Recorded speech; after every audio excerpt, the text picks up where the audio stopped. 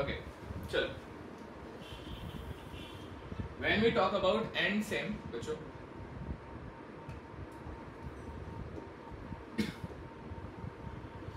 Then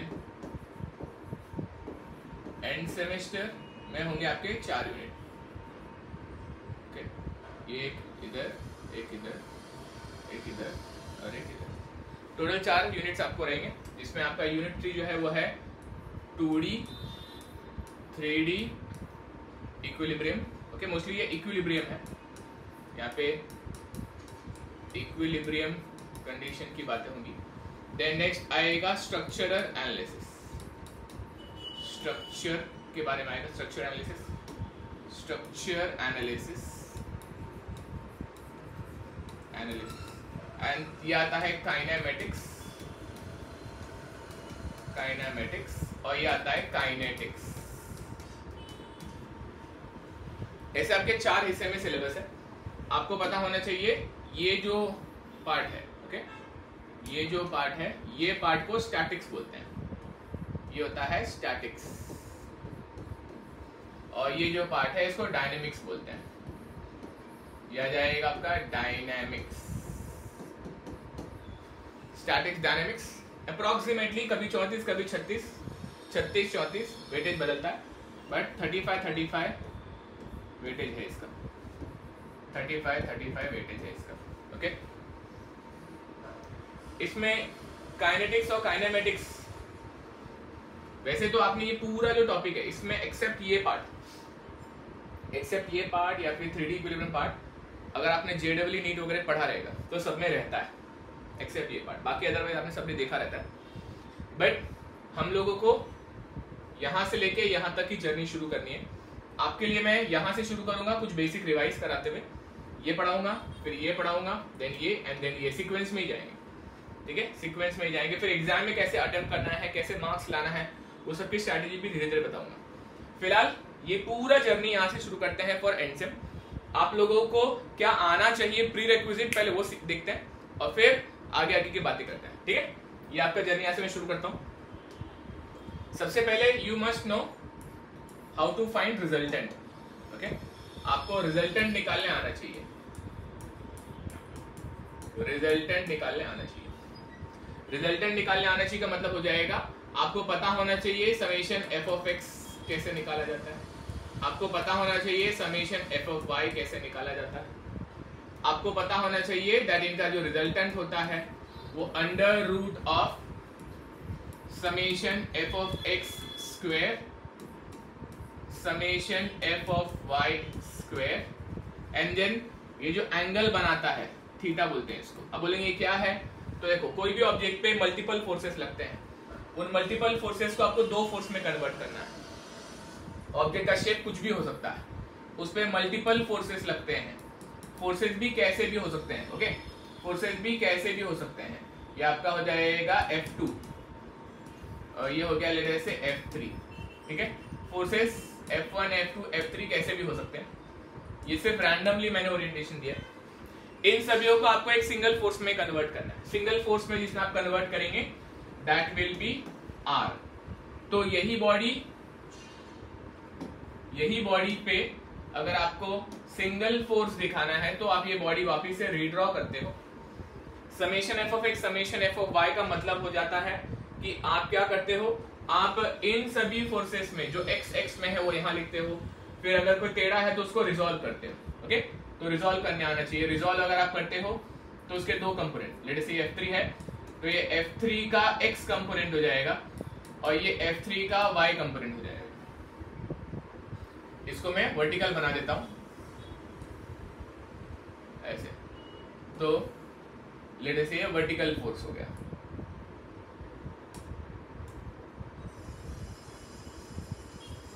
okay, just for your understanding, यहाँ पे f of x में क्या क्या आ जाएगा, f ऑफ x में आ जाएगा F2 plus F3x, f of y में क्या आ जाएगा F1 प्लस F3y, है ना, y x x।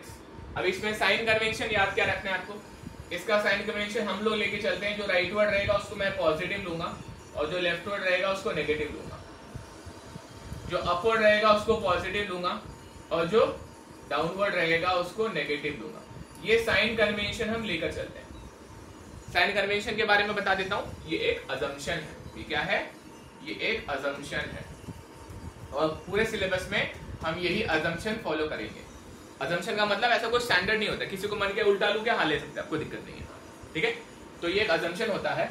तो अभी यहाँ पर एफ ऑफ एक्स मतलब इनका एडिशन, एफ ऑफ वाई मतलब इनका एडिशन, रिजल्टेंट मतलब इनका एडिशन करने का है। और फिर एंगल क्या हो जाता है? फॉर एग्जांपल अगर इसी पे F of X F of Y कहीं पे बनाना होगा तो लेट अस से ये आपका समेशन एफ ऑफ एक्स और ये समेशन एफ ऑफ वाई निकला। आप बोलोगे ऐसे क्यों बनाया? अगर ये पॉजिटिव आया वैल्यू मतलब वो राइटवर्ड रहेगा, ये पॉजिटिव आया मतलब वो अपवर्ड रहेगा। क्या तो मल्टीपल फोर्सेस को दो फोर्स में पहले कन्वर्ट करना रहता है एंड देन रिजल्टेंट जो होता है वो इसके बीच में बनेगा, ये आर, और ये रिजल्टेंट एफ ऑफ एक्स के साथ में थीटा बनाएगा। तो ये थीटा हम निकालेंगे by using the relation tan inverse of summation f of y by summation f of x. Okay? Now this is the prerequisite everyone is expected to know. कोई है जिसको नहीं पता है तीनों में से तो मुझे बता दो, मैं रिपीट कर दूंगा या फिर डेप्थ में बता दूंगा, और अगर पता है तो मैं आगे बढ़ जाऊंगा। जना ये सारी बातें पता है आपको? Very good. ओके, तो ये सारी बातें अगर आपको पता है तो ये पहला पेज था जो प्रीरेक्विजिट में आ जाएगा। तो we are starting with the basics जो आपको पता होना चाहिए था। अब इसके आगे बढ़ूंगा मैं। इसके आगे नेक्स्ट आपको पता होना चाहिए इक्विलिब्रियम कंडीशन। नेक्स्ट आपको पता होना चाहिए इक्विलिब्रियम कंडीशन। इक्विलिब्रियम कंडीशन का मतलब होता है body is maintaining it's inertia, maintaining it's state. जब वो अपने स्टेट को मेंटेन करता है, ओके, जब वो अपने स्टेट को मेंटेन करता है तो इसका मतलब है इस पे लगने वाले सारे फोर्सेस उनका एडिशन जीरो होता है, इस पे लगने वाले सारे मोमेंट उनका एडिशन जीरो होता है, ओके, उनका एडिशन भी जीरो होता है। ये दोनों जीरो हो जाएंगे, फोर्स भी जीरो हो जाएंगे, मोमेंट भी जीरो हो जाएगा, ओके, इक्विलिब्रियम कंडीशन में। अब आप बोलोगे फोर्सेस कितने रहेंगे? अगर टू डायमेंशनल ऑब्जेक्ट है तो समेशन एफ ऑफ एक्स आएगा, समेशन एफ ऑफ वाई आएगा, और अगर थ्री डायमेंशनल ऑब्जेक्ट है मतलब कि स्पेस फोर्सेस तो उस पे समेशन एफ ऑफ जेड भी आएगा। तो मतलब ये सबके सब इक्वल टू जीरो होंगे। सेम तरीके से अगर 2D ऑब्जेक्ट है तो एक ही मोमेंट आता है, और अगर 3D ऑब्जेक्ट है तो वहां पे तीन मोमेंट आते हैं, ओके। तो यहां पर ये भी जीरो ही रहेगा। तो समेशन मोमेंट कभी भी प्लेन पे होता है, ठीक है। तो ये मोमेंट जो हो जाएगा, ये moment in X Y plane है, ये भी जीरो रहेगा। मोमेंट वाई जेड प्लेन है, वो भी जीरो रहेगा। Moment in Z X plane है, वो भी जीरो रहेगा।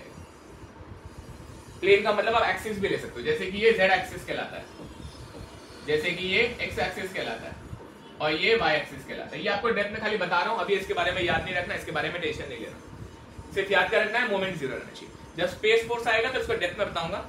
फिलहाल भी याद क्या रखना है, स्पेस फोर्स मतलब 3D इक्विलिब्रियम। फिलहाल याद क्या रखना है कि मोमेंट जीरो रहता है इक्विलिब्रियम कंडीशन में, ओके। ये हो गया इक्विलिब्रियम कंडीशन, ओके बच्चों, आगे बढ़े। ओके, ना तुम ऑफलाइन क्लास में भी आई हो शायद, है ना? नहीं आई थी क्या उधर? ओके ओके, ठीक है। पिछले सेमेस्टर में नहीं आते क्या कभी?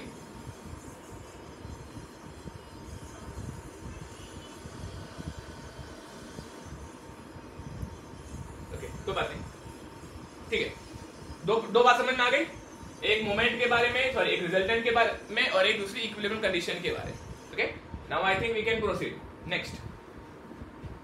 नेक्स्ट जो आपको पता होना चाहिए वो होना चाहिए types of support system, okay. Types of support system पता होना चाहिए। अब टाइप्स ऑफ सपोर्ट सिस्टम क्या होते हैं? टाइप्स ऑफ सपोर्ट ध्यान से सुनना भी, ओके। इसमें सबसे पहला सपोर्ट सिस्टम जो होता है उसको कहते हैं simply supported. Simply supported, simply supported का मतलब होता है object is resting on the surface, okay. Simply supported का मतलब होता है object resting on surface, okay. या फिर आप सिंपल समझ लो object is making contact with surface, object in contact with respect to surface, ये सिंपली सपोर्टेड होता है। इसमें एक ही फोर्स होता है, इसमें एक ही फोर्स होता है, वन फोर्स ओनली, इसमें एक ही फोर्स होता है, वन फोर्स ओनली। फोर्स का नेचर कैसा होता है? इट इज नॉर्मल, नॉर्मल का मतलब परपेंडिकुलर, और कैसा होता है ये? टूवर्ड्स होता है, टूवर्ड्स ऑब्जेक्ट, ऑब्जेक्ट की तरफ। नॉर्मल टू सरफेस होता है, ठीक है, सरफेस को परपेंडिकुलर, एंड टूवर्ड्स ऑब्जेक्ट होता है। इसके कुछ एग्जांपल फटाफट समझना है। जैसे कि अगर एक गोला है और ये इसके कांटेक्ट में है, ओके, एक गोला है इसके कांटेक्ट में है, या फिर मैं लेता हूं एक बीम, ओके, ये बीम है, ये बीम को एक फलक्रम के ऊपर रख दिया। आप बोलोगे ये क्या है? जैसे कोई बेंच हो गया, दो पत्थर के ऊपर बेंच रख दिया गया है, तो पत्थर के ऊपर बेंच रख दिया गया है, ये गोला यहाँ से सरक जाएगा। आपके दिमाग में ऐसा इमेजिनेशन होता होगा, इसलिए मैं एक दीवार बना देता हूँ, ठीक है। तो अभी यहाँ पे ये गोला जो है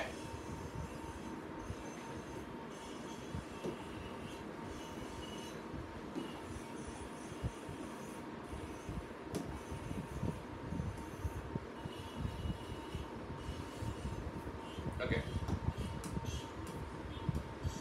ये यहाँ पे कॉन्टैक्ट बना दिया, ठीक है।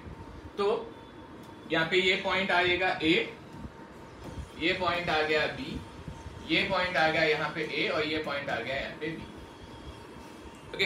अभी फिलहाल कांटेक्ट पे फोकस करना है।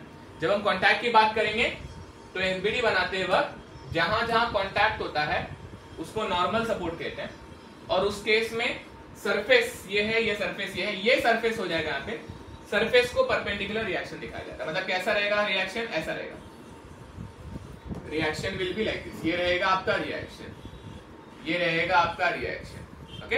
रिएक्शन इस तरह से लगेगा, यहाँ पे ये रहेगा रिएक्शन और ये रहेगा रिएक्शन। कैसा रहेगा? It will be towards the object, towards the object, towards the object, towards the object. I think ये क्लियर है, ओके।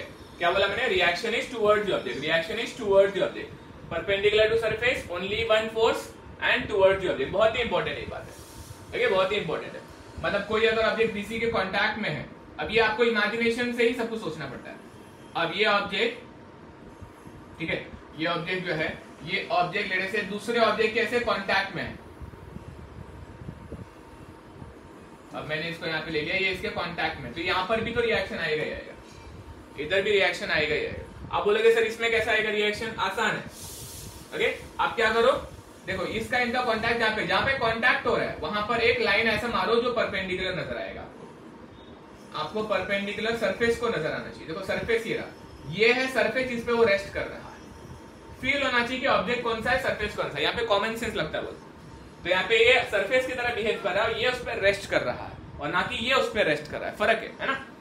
और मान लो यहां पर दीवार है, मान लो यहां पर दीवार है और ये दीवार पे ये रेस्ट कर रहा है, ठीक है, और नीचे के दीवार पर भी ये रेस्ट कर रहा है, ठीक है, और यहां पर भी एक दीवार है जिस पर ये रेस्ट कर रहा है। मैंने देखो बहुत सारे दीवारें बनाने। अब ये क्वेश्चन ऐसे होते हैं कि कॉमन सेंस आपको यूज करना है। देखो क्या दिख रहा है यहाँ पे, ये इसके साथ भी कांटेक्ट में, इसके साथ भी कांटेक्ट में, इसके साथ भी, इसके साथ भी, सब जगह पे आपको रेस्टिंग दिख रहा है। तो यहाँ पे नॉर्मल रिएक्शन कैसा बनेगा? बहुत सिंपल है, ओके। आपको नॉर्मल रिएक्शन दिखाना है, तो इस सरफेस से परपेंडिकुलर ऑब्जेक्ट की तरफ, इस सरफेस से परपेंडिकुलर ऑब्जेक्ट की तरफ इधर आ जाएगा एक रिएक्शन, इस सरफेस से ऑब्जेक्ट की तरफ इधर आ जाएगा नॉर्मल रिएक्शन, इस सरफेस से ऑब्जेक्ट की तरफ इधर आ जाएगा नॉर्मल रिएक्शन, करेक्ट। अच्छा, अब यहां पर कॉन्टैक्टिंग सरफेस में इसका एफबीडी बनाओगे, इसका एफबीडी बनाओगे तो इस पर रिएक्शन ऐसा आएगा, ये इसके ऊपर दिखेगा, और अगर इसका एफबीडी बनाओगे तो इस पे रिएक्शन ऐसा दिखेगा। आपको समझ में आना चाहिए किसका किस पे बनाया जा रहा है। मतलब अगर इनको मैं सेपरेट एफबीडी में दिखाना चाहूं, ओके, तो ये देखो ये ऐसा हो जाएगा। नहीं, मैं काम करता हूं, इसका रीड्रॉ करता हूं।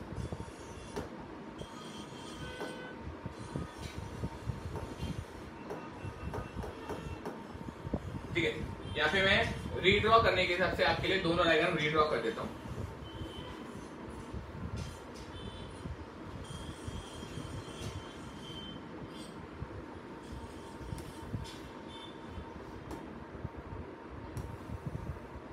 ठीक है, ये इधर ले लिया और इधर ले लिया।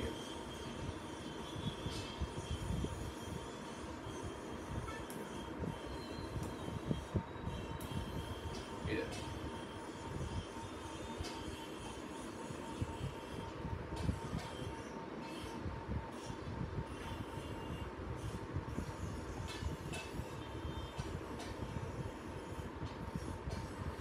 ठीक है, अब एफबीडी देखो कैसे बनेगा। ये डायग्राम का एफबीडी बनाने जा रहा हूं मैं। इसको बोलता हूं पॉइंट ए, इसको बी, इसको सी और इसको डी पॉइंट। तो एफबीडी में यहां पर आएगा आपका आर ए, यहां पर आएगा आपका आर सी, यहां पर आएगा आर बी, इस पे टुवर्ड्स इसके तरफ आएगा आर डी और इस पे भी इसके तरफ आएगा आर डी। ये दोनों सेम रहेंगे इक्वल एंड अपोजिट पेयर की तरह। ओके, ये दोनों सेम रहेंगे इक्वल एंड अपोजिट पेयर की तरह। और ये होता है कंप्लीट एफबीडी। ये होता है कंप्लीट नहीं, रिएक्शन का एफबीडी, सपोर्ट रिएक्शन का एफबीडी।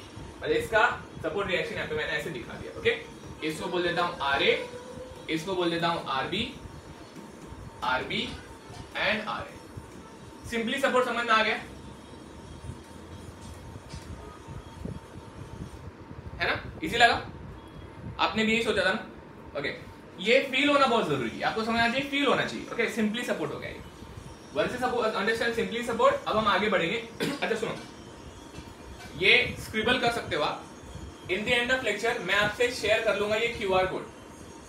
ये क्यूआर कोड जैसे मैं शेयर करूंगा इस लेक्चर का, तो आपको सिर्फ इसको स्कैन करना है और ये पूरा जो बोर्ड में जितने पेजेस हैं, ये जैसा लिखा है ऐसा आपके पास में एक वेब पेज के फॉर्म में आ जाएगा। तो आप उससे अपना नोट्स बेटर कंप्लीट बना सकते हो या फिर इसको एक पीडीएफ में कन्वर्ट करके सेव कर सकते हो। ठीक है, आगे बढ़ो। ओके, सेकेंड जो आएगा, सेकेंड जो आता है सपोर्ट, उसको कहते हैं hinge support. Okay, hinge support.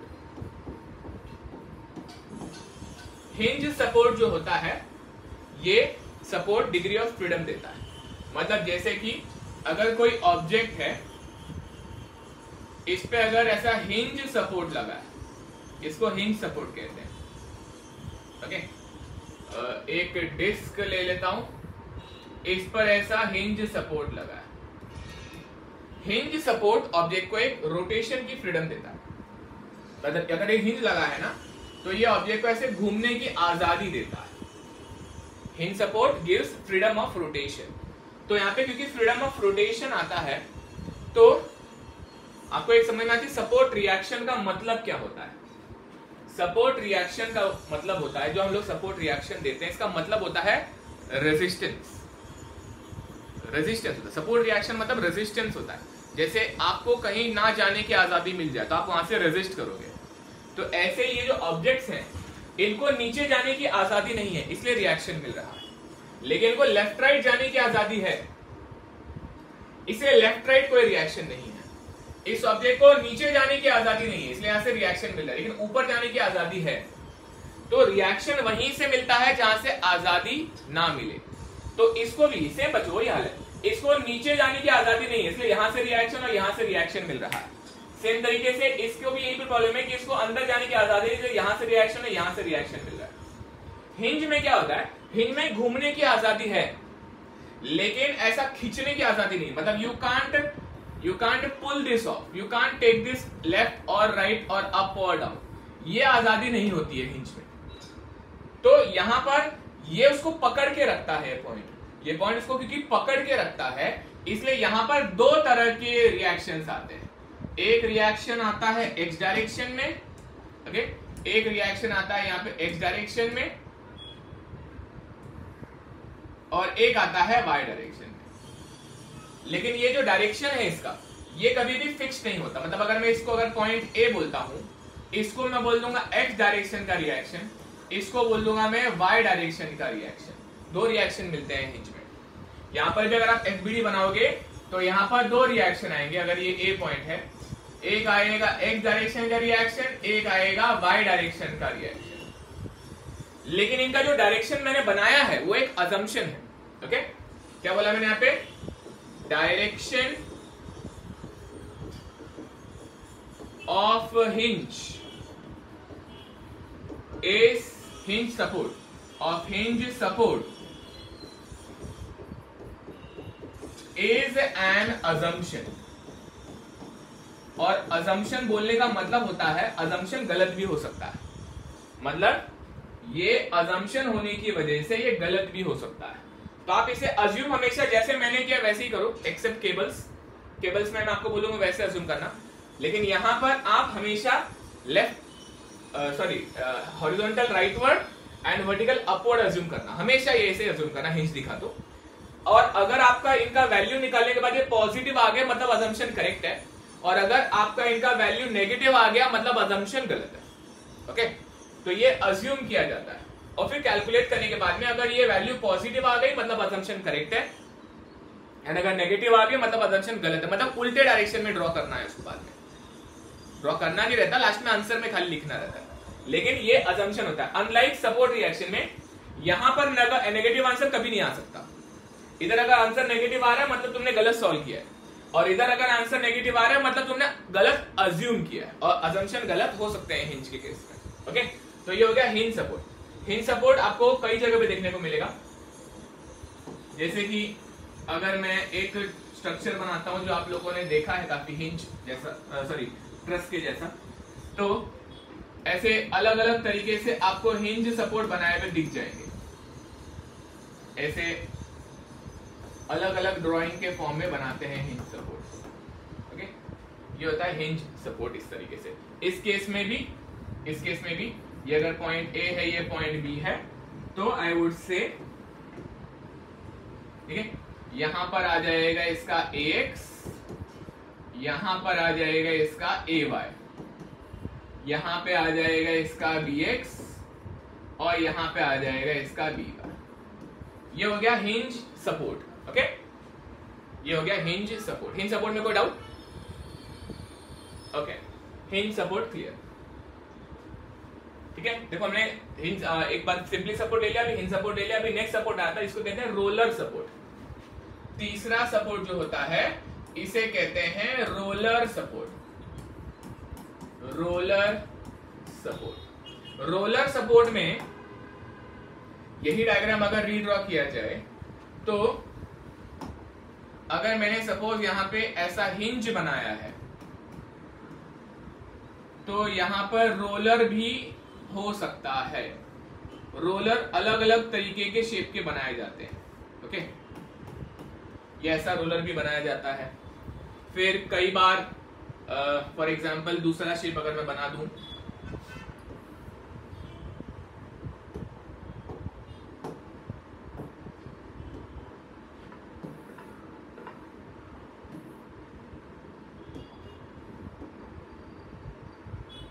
ठीक है, ये मान लो एक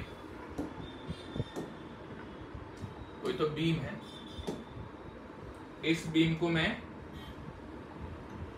यहां पर एक हिंज सपोर्ट देता हूं, यहां पर एक हिंज सपोर्ट देता हूं ये ए पॉइंट पे, और यहां पर एक ऐसा गोला बना देता हूं, तो गोला भी रोलर के फॉर्म में रहता है। ओके, ये एक रोलर सपोर्ट है, ये एक रोलर सपोर्ट है। ओके, जहां जहां मैं बी पॉइंट बोलूंगा बी पॉइंट रोलर सपोर्ट रहेगा, ए पॉइंट में हिंज बना दूंगा, इसी बहाने रिवीजन हो जाएगा। रोलर की जगह पे कभी कभी रॉकर दिया जाता है। अब बोलेंगे रॉकर कैसा दिखेगा? आसान है, दिखाता हूं। फॉर एग्जाम्पल ये ऑब्जेक्ट हुआ, इसमें हम लोग कुछ शेप ड्रॉ कर देते हैं, जैसे कि यहाँ पे ट्रसी है, ठीक है, तो एक मैं यहाँ पे बना देता हूं हिंज, ये हो गया हिंज। तो यहाँ पर कभी कभी ऐसा शेप बनाया जाता है, ऐसा बनाया जाता है। अब बोलोगे ज्यादा फर्क नहीं दिख रहा, हाँ यही तो गेम में होता है आपके साथ में, यही गेम होता है। ये रॉकर है, rocker is same like roller by the way, ठीक है। ये A B Okay, all the B are rollers. Okay, all the B supports are rollers and A supports are hinges. अब इनका एफबीडी जब बनाते हैं तो ध्यान देना, अभी आपने क्योंकि ऑलरेडी पढ़ लिया है अबाउट हिंज, तो मैं हिंज तो डायरेक्ट दिखा दूंगा. अजम्पशन, एक AX लूंगा और एक AY लूंगा. यहां पर भी एक AY आ जाएगा और एक AX आ जाएगा. यहां पर एक AY आ जाएगा और एक AX आ जाएगा. अब जहां जहां रोलर दिख रहे हैं, रोलर पे एग्जैक्टली वैसा ही बनाओ जैसा सिंपली सपोर्ट था. कारण पहले बताता हूं क्यों. क्योंकि रोलर का मतलब होता है इस तरफ जाने की आजादी है, इस तरफ नहीं है. तो जिस तरफ आजादी होती है उस तरफ रेजिस्टेंस नहीं आता, जिस तरफ नहीं होती है उस तरफ रेजिस्टेंस आता है, कुछ इस तरह. तो यहां पर जो आएगा ये आएगा RB, same like simply supported, normal to the surface towards the object. Okay, कैसा यह आएगा? नॉर्मल मतलब perpendicular, normal to the surface and towards object, and towards object. Okay, this is very crucial. Normal to the surface and towards object. Same, normal to the surface and towards object, normal to the surface and towards object. ये हो गया आपका roller support. Roller में कभी कभी ऐसा rocker shape भी दिखाई देता है, तो याद रखना ये हो गया आपका rocker which behave same like roller. Okay, rocker मतलब वो ऑसिलेट करेगा ऐसे वहां पे. ओके, सो इतने तरह के आप लोग रोलिंग सपोर्ट्स देखोगे, इतने तरह के आप लोग रोलिंग सपोर्ट देखोगे. मैंने 3 सपोर्ट खत्म किए, चौथा सपोर्ट अभी लेने वाले हैं. क्या अभी तक के पढ़ाए हुए सपोर्ट में कोई डाउट है? चलो, वेरी गुड. नेक्स्ट हम लोग बनाएंगे फिक्स्ड सपोर्ट. नेक्स्ट टाइप जो है जिसको कहते हैं फिक्स्ड सपोर्ट. ओके,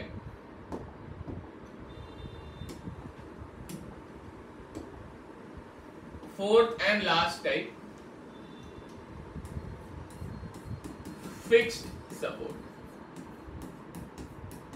जो फिक्स्ड सपोर्ट होता है वो फिक्स्ड सपोर्ट में कोई ऑब्जेक्ट को दीवार में गाड़ दिया जाता है. ऐसे दीवार है, इस दीवार में इस ऑब्जेक्ट को ऐसा गाड़ दिया जाता है, तो फिक्स सपोर्ट हो जाता है. जो फिक्स सपोर्ट होता है वो पूरी फ्रीडम ले लेता है.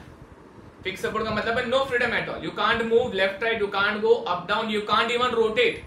सो there is no freedom in fix support. Because there is no freedom in fix support, object shows resistance in all the form.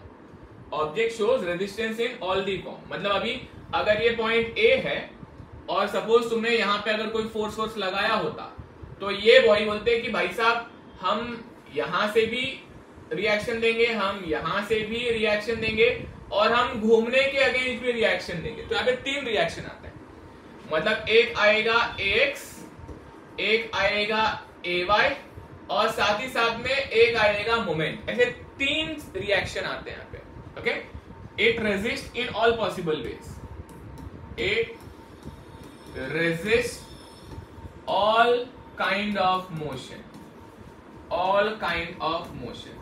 क्योंकि वो हर तरफ का मोशन रेजिस्ट करता है, तो रिएक्शन भी हर तरह का आता है यहाँ पे.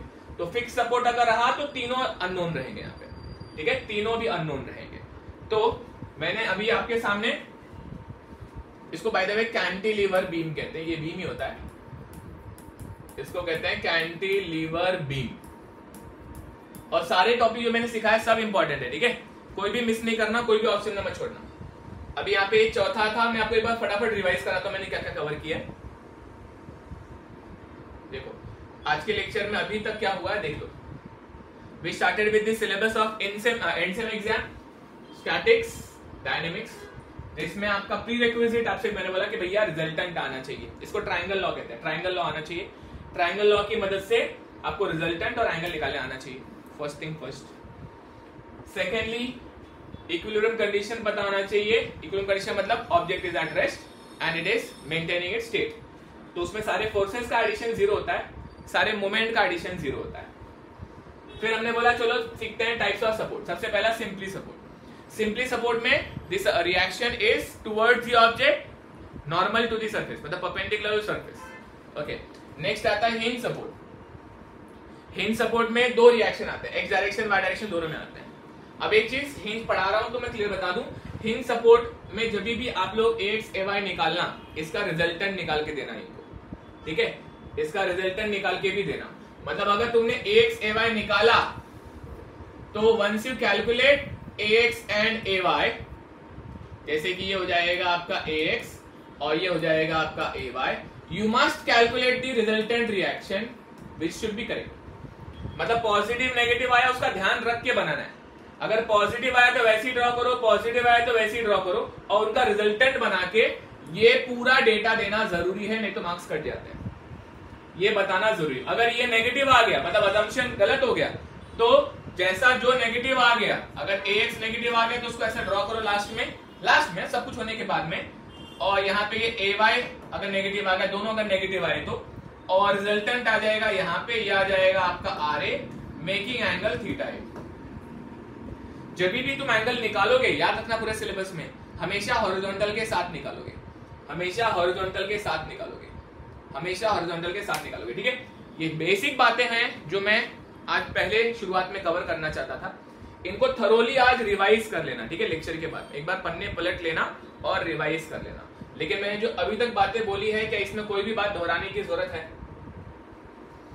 ओके, सो ये हो गया बच्चों all about pre requisites which you must no. अब आते हैं टाइप्स ऑफ लोड के ऊपर। ओके, नेक्स्ट आता है types of load. Types of load, ठीक है। When I am saying types of load, please listen to me carefully now. Types of हाँ सब कुछ आएगा। ओके, तो टाइप्स ऑफ लोड की बात करूंगा तो सबसे पहला लोड जो आता है उसको कहते हैं point load. Okay, point load पता होना चाहिए आपको। पॉइंट लोड अगर कोई ऑब्जेक्ट है, ओके, इस ऑब्जेक्ट पे कोई भी लोड जो लग रहा है वो किसी पॉइंट पे लगना चाहिए, कोई भी पॉइंट पे लगना चाहिए। ओके, ये सारे के सारे जो लोड है ये देखो किसी पॉइंट पे लग रहे हैं, तो पॉइंट लोड बहुत क्रूशियल है। पॉइंट लोड बहुत ही क्रूशियल है और आपके सारे क्वेश्चन में सॉल्व तभी हो पाते हैं जब ये लोड सारे पॉइंट लोड होते हैं। ये तो पॉइंट लोड पहला टाइप ऑफ लोड हो गया। दूसरा जो आपको पता होना चाहिए उसे कहते हैं यूनिफॉर्मली डिस्ट्रीब्यूटेड लोड, यूडीएल। तो यूडीएल को दो तरीके से बनाया जाता है। एक ऐसा होता है स्पीड ब्रेकर जैसा दिखता रहता है, ये होता है यूनिफॉर्मली डिस्ट्रीब्यूटेड, मतलब हर तरफ समान इंटेंसिटी के साथ में डिस्ट्रीब्यूटेड होता है। या फिर एरोज के फॉर्म में रेक्टेंगल का शेप दिया जाता है, ऐसा रेक्टेंगल रहेगा और फिर उस पे एरो मारे हुए रहेंगे। ये उल्टे डायरेक्शन में भी होते हैं कई बार क्वेश्चन में, तो ध्यान देना। अगर उल्टे डायरेक्शन में है मतलब जो मैं अभी बनाऊंगा ठीक इसका उल्टा उस पर असर हो रहा है, ठीक है। आपको क्या करना पड़ेगा, इनको पहले कन्वर्ट करना पड़ेगा इनटू पॉइंट लोड, इनको कन्वर्ट करना पड़ेगा इनटू पॉइंट लोड। तो पॉइंट लोड में कन्वर्ट करने के लिए इसका कोई डेटा दिया हुआ रहता है। क्या डेटा दिया रहता है? डेटा दिया रहता है जैसे कि इसका लेंथ दिया रहेगा, इसको स्पैन कहते हैं, span. Okay, length is called as span, मतलब स्पैन मतलब जिस पे वो डिस्ट्रीब्यूटेड है, ये होता है स्पैन। और इसका दिया रहता है इंटेंसिटी, P मतलब इंटेंसिटी होता है, P is in newton per metre और इसको इंटेंसिटी कहते हैं। ये इसका इंटेंसिटी होता है, ठीक है, इंटेंसिटी होता है। तो इसको हटाना होता है और इसको एक पॉइंट पे लगाना होता है। इसको हटा के जब आप किसी पॉइंट पे लगाते हो तो ये ऐसा लग जाता है, कभी भी यूडीएल बीचों बीच लग जाता है। तो बीचों बीच मतलब ऐसे बीचों बीच लग जाएगा। इसको अगर हम F बोलेंगे, अगर इसको हम F बोलेंगे तो इसकी वैल्यू होती है intensity into span, intensity into span. तो ये बीचों बीच लग जाए, कभी भी बीचों बीच, क्योंकि ये यूनिफॉर्मली डिस्ट्रीब्यूट होता है और कोई भी बॉडी अगर यूनिफॉर्म शेप का होता है तो उसका सेंट्रॉइड जो होता है वो बीच में होता है, सेंट्रॉइड जो होता है बीच में होता है, तो इसलिए बीचों बीच लगता है ये। इसका अगर आप ध्यान से देखो, ये देखो रेक्टेंगल शेप में दिया है, तो ये भी यूनिफॉर्मली डिस्ट्रीब्यूटेड है, तो इसका भी जो सेंट्रॉइड होता है वो बीच में ही होता है, बीच में ही होता है। तो इसलिए इस केस में भी जो फोर्स दिखाया जाता है वो बीच में ही दिखाया जाता है। और ये इसका भी आपको कोई तो P दिया रहेगा और F की वैल्यू हो जाएगी P इंटू L। अब ध्यान से देखो, P का यूनिट होता है न्यूटन पर मीटर और L का यूनिट होता है मीटर। तो F क्या हो गया, P which is in newton per metre, और लेंथ क्या है, इन मीटर है, तो मीटर मीटर कट जाएगा और आपको F जो मिलेगा वो न्यूटन में मिलेगा। F जो मिलेगा वो न्यूटन में मिलेगा। यूनिट्स पे ध्यान देना, कभी कभी लेंथ सेंटीमीटर में, मिलीमीटर में दिया रहेगा, कन्वर्ट करना जरूरी है। इनके यूनिट्स पे ध्यान देना बहुत जरूरी है। कभी किलो न्यूटन में दिया है, कभी मीटर में दिया है, मिलीमीटर में दिया है, ध्यान देना। लास्ट में सब क्वेश्चन में सब फोर्सेस का सेम यूनिट होना चाहिए, इतना इंपॉर्टेंट है। ओके, ये हो गया आपका सेकेंड टाइप ऑफ लोड जिसको कहते हैं यूडीएल। यूडीएल अगर आपको परेशान करना हो तो वो परेशान करने के लिए कभी कभी ऐसे देकर एरो ऊपर बना देते हैं, एरो ऊपर बना देंगे। एरो ऊपर बनाने का मतलब हो गया फिर ये फोर्स को ऊपर दिखाना पड़ेगा। एरो ऊपर का मतलब हो गया वो फोर्स को ऊपर दिखाना पड़ेगा, ठीक है। एरो पे ध्यान देना अगर एरो दिया है तो, और अगर एरो नहीं दिया है, ओके, अगर एरो नहीं दिया है तो इसका सिंपल मतलब है कि भैया ये नीचे ही लग रहा है, जैसे कोई वजन रख दिया गया, जैसे कोई वजन रख दिया गया तो नीचे ही लगता है, ठीक है। ये बात याद रखना। ये हो गया सेकेंड टाइप ऑफ लोड जिसको कहते हैं uniformly distributed load. It is uniformly distributed load, distributed load. Okay, चलो अब नेक्स्ट टाइप जो देखेंगे, आगे बढ़ू। नेक्स्ट टाइप जो देखेंगे दैट इज यूवीएल। तो हम लोग देखेंगे नेक्स्ट टाइप जिसको कहते हैं UVL, third type UVL. UVL में क्या होता है, सेम इसको यूनिफॉर्मली वेरिंग लोड कहते हैं। ये होता है uniformly varying load, okay, uniformly varying load. तो कोई अगर एक ऑब्जेक्ट है कोई बीम की तरह, ओके, और उस पर अगर आपको ऐसा ट्रायंगुलर लोड दिखाई दिया, ओके, ऐसा अगर ट्रायंगुलर लोड दिखाई दिया, कैसी भी हो सकता है शेप, आपको अगर ट्रायंगुलर लोड दिखाई दिया तो वो यूवीएल हो जाता है, ओके। और मैं बीम भी बना देता हूं, इसके नीचे ऐसे बीम बना दिया, ऐसे ये हो गया आपका बीम। बीम के ऊपर यूवीएल लग रहा है, इस बीम के ऊपर यूवीएल लग रहा है, इस बीम के ऊपर यूवीएल लग रहा है, ओके। ये पॉइंट ए, ये पॉइंट बी, ये पॉइंट ए, ये पॉइंट बी, ये पॉइंट ए और ये पॉइंट बी, ठीक है। यूवीएल में भी ये स्पैन होता है, ये स्पैन होता है, और इसका इंटेंसिटी P यहां दिया होता है, इसका इंटेंसिटी P यहां दिया होता है, क्योंकि यहां पे P 0 होता है। तो ये P न्यूटन पर मीटर में यहां दिया है, और स्पैन यहां मीटर में दिया है, स्पैन मीटर में दिया है, ये न्यूटन पर मीटर में यहां दिया है, यहाँ पे ये P दिया है इन न्यूटन पर मीटर, और ये इसका स्पैन हो जाएगा इन मीटर। स्पैन मतलब लेंथ। जैसे इस शेप में आपने देखा पिछले वाले रेक्टेंगल का CG बीचों बीच होता है, तो आपको पता होना चाहिए ट्रायंगल का जो CG होता है वो उसके बेस से 1/3 डिस्टेंस पे होता है। ये बेस की तरह बिहेव कर रहा है ट्रायंगल के, या फिर आप ऐसे बोलो राइट एंगल से 1/3 पे, तो यहां से 1/3 दूरी पे, ओके, ये दूरी कितनी हो जाएगी, 1/3 हो जाएगी। 1/3 मतलब L/3 दूरी पे, ये L/3 दूरी पे लगेगा हमेशा, और इसकी वैल्यू यहां पे लगेगी एज F, ओके। ये हो जाएगी आपकी F।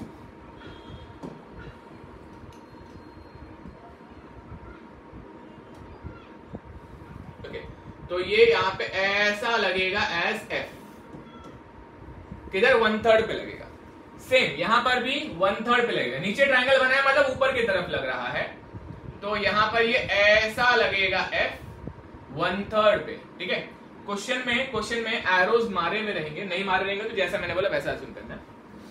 यहाँ पे लेट अस से ऐसे एरोज मार के आपको दिए हुए थे, ठीक है, ऐसे एरोज मार के दिए हुए थे, तो ये फोर्स यहाँ पे ऊपर की तरफ लग रहा है F।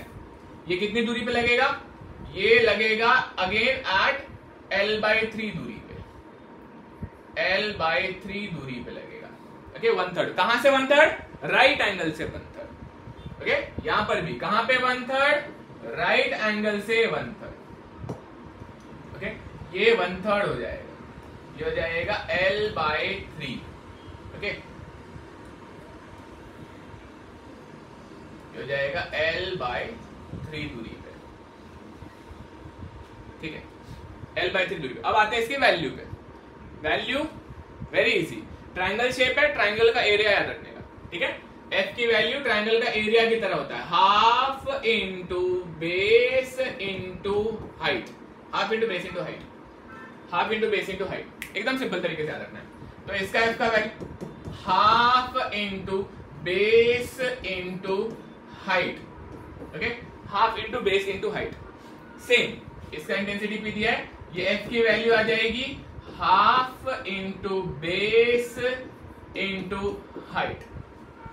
Okay, that's how you should remember it. कैसे?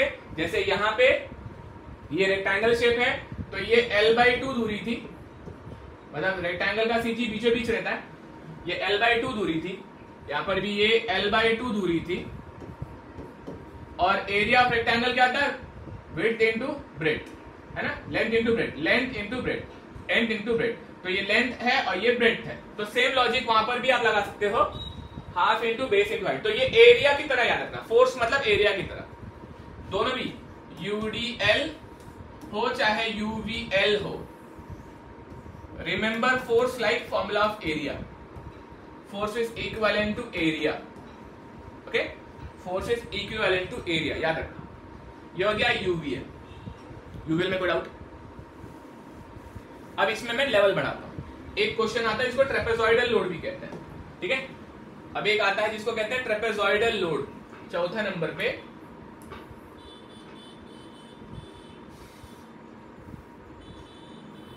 ओके, 4 नंबर पे आ जाएगा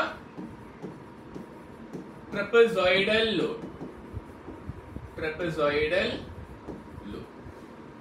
if I am saying trapezoidal load, तो trapezoidal load looks like a trapezium. Okay, तो सबसे पहले मैं एक बीम बनाता हूं, लेट अस से ये एक बीम है, और इस बीम पे मैं ट्रेपेजॉइडल लोड अगर दिखाना चाहूं, तो trapezoidal load looks like a trapezium. And trapezium कैसा दिखेगा आपको समझता है? जैसे कि मैंने यहाँ पे एक लाइन मारा और यहाँ पे एक लाइन मारा और इसको ज्वाइन कर डाला, so now this shape is a trapezium. ये जो शेप है ये एक ट्रेपीजियम है, यहाँ पे ऐसे फोर्स नीचे की तरफ लग रहा है, ये हो जाएगा आपका ट्रेपीजियम। ओके, इस पे भी क्वेश्चन आता है, ये है ट्रेपीजॉइडल लोड। ओके, तो इसका लेंथ हो जाएगा L, ये है AB, ओके, ये है लेंथ L। इधर आएगा लेट अस से P1 इंटेंसिटी, इधर आएगा P2 इंटेंसिटी। ट्रेपेजॉइडल समझना है? ये हो जाएगा ट्रेपेजॉइडल। इसको सॉल्व करने का तरीका ये है कि ऐसे क्वेश्चन को समझ लो कि इसमें दो लोड है, यूडीएल के ऊपर यूवीएल रखा हुआ है, यूडीएल के ऊपर ही यूवीएल रखा है। मतलब मैं क्या करता हूं, मैं इसी को अगर क्लोन कर लेता हूं और इसको यहां पे रिड्रॉ करता हूं, तो मैं ऐसा इमेजिन करूंगा जैसे एक यूडीएल के ऊपर, ये देखो यूडीएल आ गया, रेक्टेंगल मतलब यूडीएल आ गया, है ना, एक यूडीएल, इसको कलर कर देते हैं, ये है आपका यूडीएल,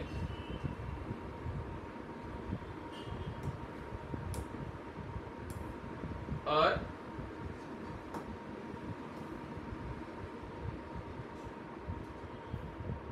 ठीक है ऊपर वाला यूवीएल की तरह आ गया, ठीक है, कोई दिक्कत नहीं। तो अब यहाँ पे दो फोर्स दिखाने रहेंगे बच्चों, यहाँ पे आपको दो फोर्स दिखाने रहेंगे। तो दो फोर्स कैसे दिखाएंगे?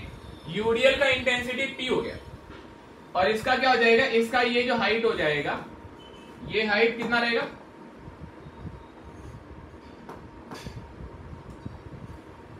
ये हाइट कितना रहेगा,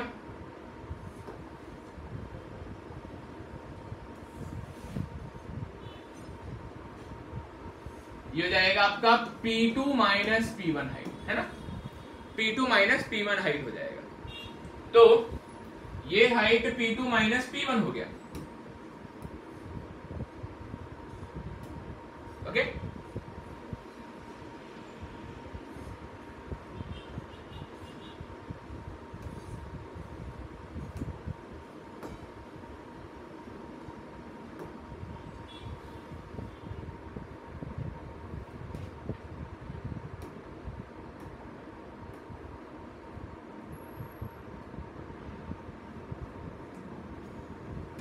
ओके,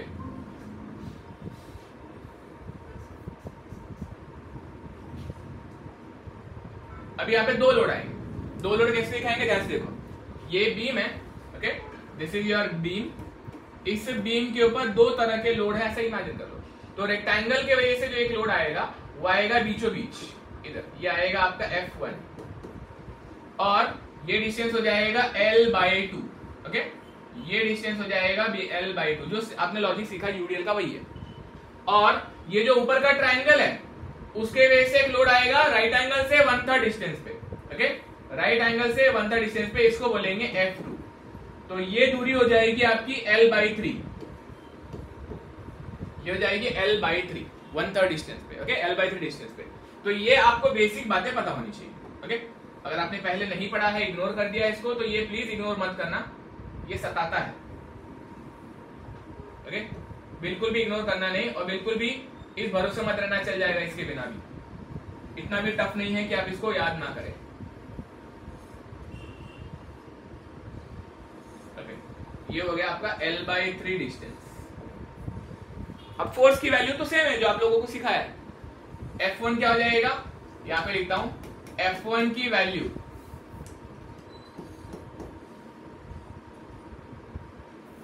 F1 की वैल्यू विल बी, रेक्टेंगल है ना, रेक्टेंगल क्या हो जाएगा, लेंथ इंटू ब्रेड, तो ये जाएगा P1 into L, okay, length into breadth.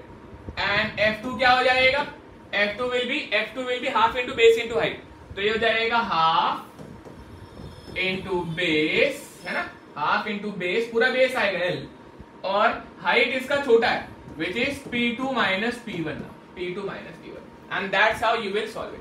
मतलब यहाँ पे ट्रेपेजॉइडल लोड को दो लोड में कन्वर्ट करोगे आप, 2 पॉइंट लोड में, एंड आपका ये भी काम आसान हो गया और खत्म हो गया। समझ में आया है?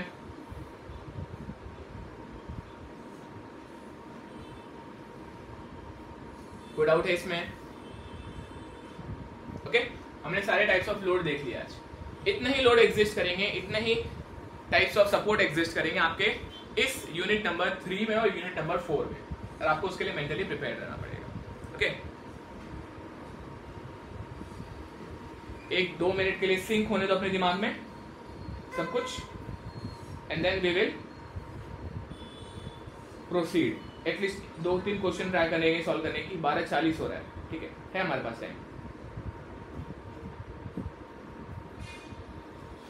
टाइम है, हम लोग कुछ क्वेश्चन भी करेंगे इसी पे।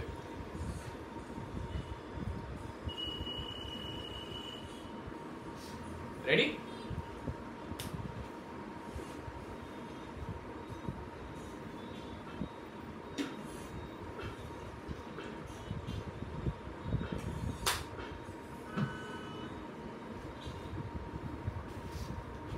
चलो लेट्स स्टार्ट। क्वेश्चन भी मैं देता हूं आपको, बना के समझाऊंगा, इजी है, ठीक है, कंसेप्ट के हिसाब से क्वेश्चन बनाता हूं। So let us start with unit 3। ये सारे बेसिक से जो आपसे एक्सपेक्टेड थे। अब मैं यहां से यूनिट 3 शुरू कर रहा हूं, ओके। यूनिट 3 में आपको क्या क्या पढ़ना है पहले वो सुनो। आपको पता होना चाहिए, इसमें 3 चैप्टर है। एक है 2D equilibrium, okay, 2D equilibrium. दूसरा आएगा इसमें beams, okay, beams and compound beams, या सिर्फ बीम्स याद रखा तो भी चलेगा। कंपाउंड बीम्स, एंड तीसरा आएगा स्पेस फोर्स। मैं एक गो में ये दोनों साथ में टॉपिक खत्म करूंगा। ओके, आज के लेक्चर में ही काफी क्वेश्चन हो जाएंगे और फिर धीरे धीरे धीरे आप लोगों को मैं प्रिपेयर कर दूंगा कि आप टफ क्वेश्चन भी कर पाए। स्पेस फोर्स में आपको पढ़ाऊंगा जब आप लोग पढ़ना चाहेंगे, जब आप बोलेंगे हाँ मुझे पढ़ना है, जब आप रेडी रहोगे कि हाँ मुझे पढ़ना है, तब मैं स्पेस फोर्स ले लूंगा। ओके, स्पेस फोर्स थोड़ा टफ जाता है बच्चों को क्योंकि, लेकिन अगर आपको स्कोर करना है और एक भी क्वेश्चन छोड़ना है, इस पे गारंटीड क्वेश्चन आता है, गारंटीड क्वेश्चन आता है। 2 टाइप के क्वेश्चन होते हैं, आता ही है, सीख लेंगे तो सॉल्व हो जाएगा। ठीक है, तो स्पेस फोर्स अगर आप बोलोगे सर मुझे सीखना है, कोई भी एग्जाम में बोलेगा तो मैं सिखाऊंगा। बट ये फिलहाल अभी पहले 2 टॉपिक से शुरू कर रहे हैं। पहले 2 टॉपिक मतलब 2D equilibrium, beams, compound beam, and then space force को दूसरा नाम बोलते हैं 3D equilibrium. 3D equilibrium. Okay, जिनका दिमाग थोड़ा कमजोर होता है उनको इससे डर लगता है। अब आप लोग बताना आपका दिमाग कैसा है, फिर आगे बढ़ूंगा मैं उसमें। बट फिलहाल let us start with 2D equilibrium. When I am saying 2D equilibrium, तो लेट अस सॉल्व क्वेश्चंस। मैंने कुछ क्वेश्चंस करवाए थे प्रैक्टिस बच्चों को इस बैच में, तो आगे बढ़ाऊंगा मैं उसका level. Let's draw a beam. Okay, एक बीम है,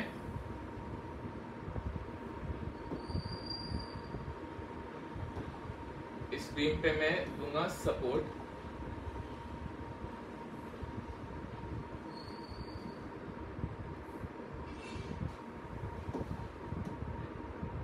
ये इधर एक सपोर्ट है, यहाँ पे इधर एक सपोर्ट है, इधर एक लग रहा है यूवीएल,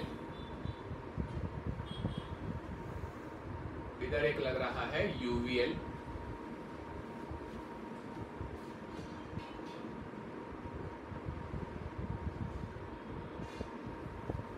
ओके, और एक लग रहा है point load.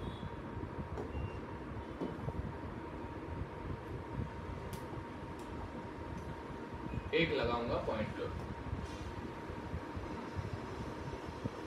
Okay, this point load,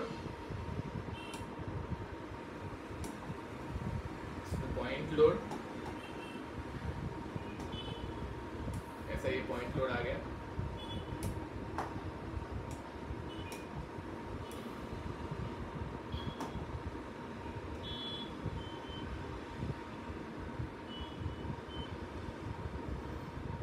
ठीक है, ये है पॉइंट ए, ये है पॉइंट बी। ओके, ये सिंपली सपोर्ट नहीं है, ये एक हिंज है, ये एक हिंज है, एंड ये एक रोलर लेता हूं मैं, ये एक रोलर है। ठीक है, now this is fine.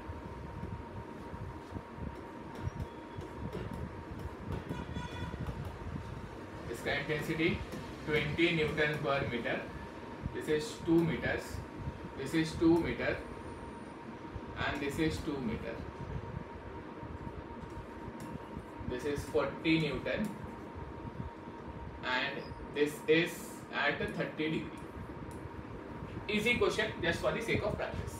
Okay, ये हो गया आपका एक क्वेश्चन जिस में आपको क्या निकालना है। Question be like find support reactions, find support reactions. Okay, question clear? अभी फर्स्ट थिंग फर्स्ट, आपको तरीका समझना, हम लोग पढ़ेंगे कैसे। आपको क्या करना है, कोई भी क्वेश्चन सामने दिखा ना, तो पहला एफबीडी तो खुद बना लेना है। तो मैं आपको 2 मिनट देता हूँ, एफबीडी आप बना फटाक से, खाली एफबीडी बना लो, पूरा ड्रॉ मत करो, खाली एफबीडी बना लो, ताकि आपको समझ में आए कि आप गलती क्या करते हो। ठीक है, खाली एफबीडी बनाना है, पूरा प्रॉपर ड्राइंग नहीं करना है, स्क्रिबल क्या तो भी चलेगा।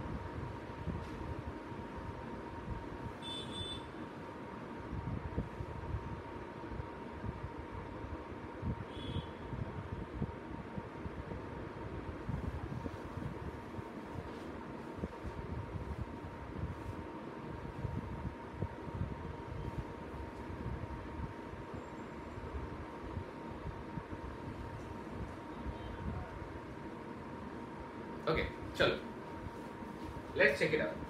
अब एफबीडी कैसे बना है, सबसे पहले तो मैं इसको रीड्रॉ करूंगा, ठीक है। बीम को मैंने अगर किया रीड्रॉ तो ये आ गया आपका बीम। इसको रीड्रॉ करने का मतलब इस पर हम दिखाएंगे ओके सपोर्ट रिएक्शंस।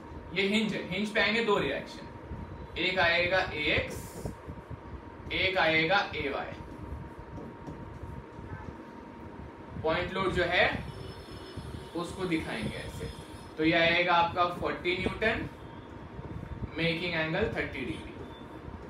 ओके यहाँ पे हिंज सॉरी एक रोलर सपोर्ट है, तो रोलर सपोर्ट में एक रिएक्शन आता है, वो भी ऑब्जेक्ट के तरफ। यह आएगा आरबी रिएक्शन। ओके यूएल का एक फोर्स आएगा कैसे 1/3 पे, 2 का 1/3 मतलब ये हो जाएगा 2/3 डिस्टेंस पे। 2/3 डिस्टेंस पे एक फोर्स आएगा एंड दैट फोर्स ओके ये हो जाएगा equal to half into base into height. तो ये आ जाएगा आपका 20 न्यूटन। ओके 20 न्यूटन का फोर्स। ये हो गया क्वेश्चन खत्म। अब इसको खाली अपने क्या करना है, रिएक्शन निकालना है ना, तो अपने को लगाने पड़ेंगे इक्विलिब्रियम कंडीशन। 3 इक्विलिब्रियम कंडीशन लगेंगे यहाँ पे। सबसे पहला इक्विलिब्रियम कंडीशन जो हम लगाएंगे that is summation F of x. हमारा साइन कन्वेंशन होता है rightward positive, leftward negative. Okay अब इसमें एक्स डायरेक्शन में जो फोर्स आएगा उसके पहले टेढ़ा फोर्स जो रहता है उसको रिजॉल्व करना जरूरी होता है। तो टेढ़े फोर्स को अगर मैं रिजॉल्व करूंगा तो टेढ़े फोर्स के आएंगे 2 कंपोनेंट। एक कंपोनेंट आएगा हॉरिजॉन्टल, एक कंपोनेंट आएगा वर्टिकल। 2 कंपोनेंट, एक आएगा हॉरिजॉन्टल, एक आएगा वर्टिकल। जो एंगल बनाता है उसको कॉस बोलते हैं। तो ये आ जाएगा 40 cos 30, और जो एंगल नहीं बनाता वो साइन होता है, रहेगा 40 sin 30। ये हो गए components. Now looking at the summation F of x, एक है राइटवर्ड, दूसरा भी है राइटवर्ड, तो दोनों पॉजिटिव। तो ax plus 40 cos 30 summation of F of X equal to 0। तो यहां से ax डायरेक्ट निकल आ रहा है। कैलसी उठाओ और मुझको ax की वैल्यू बताओ। कैलसी उठा के वैल्यू बताओ।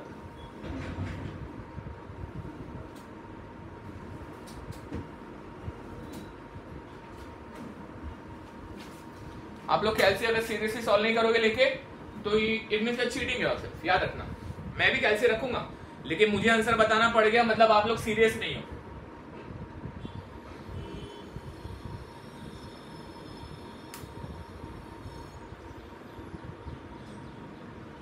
आया क्या? ये आएगा -20√3।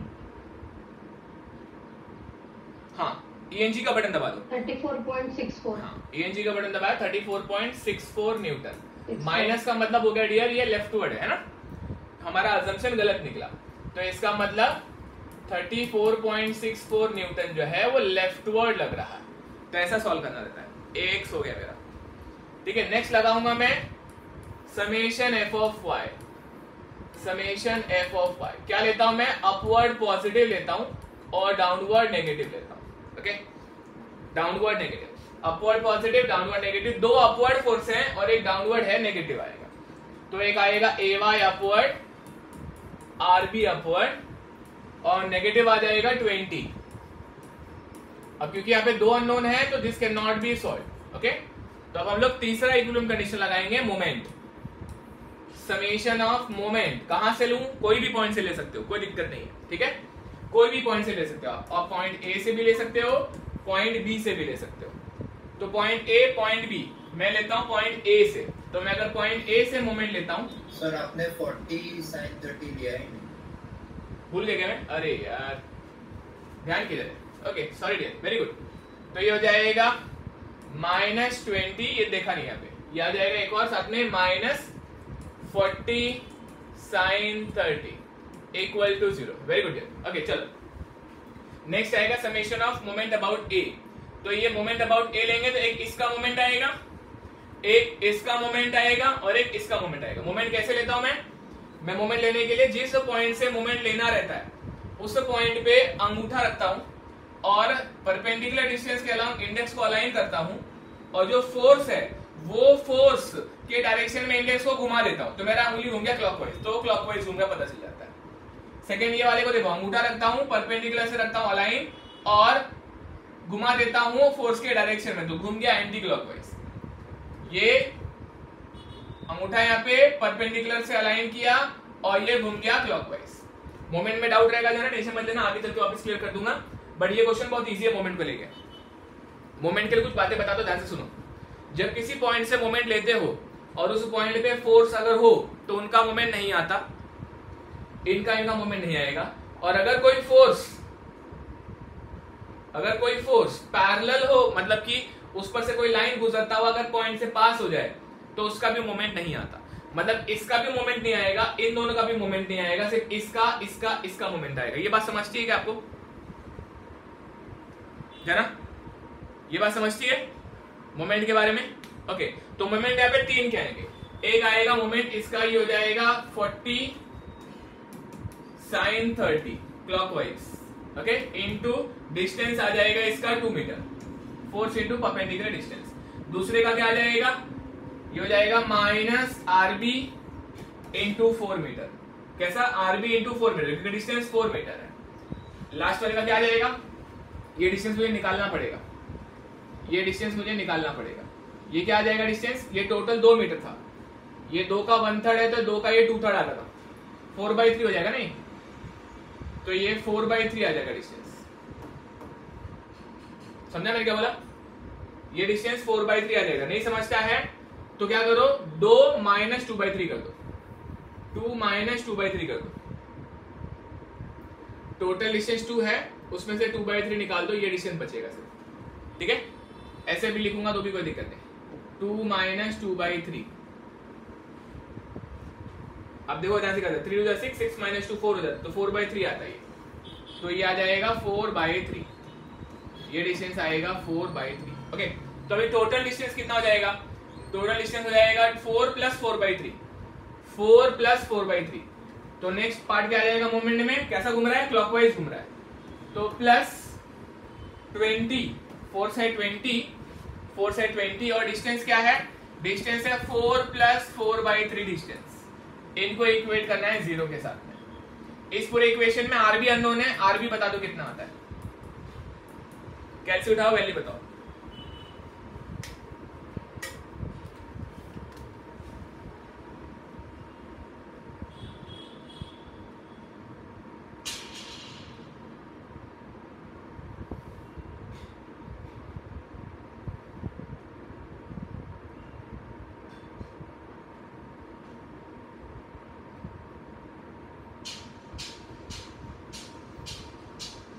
आया किसी का?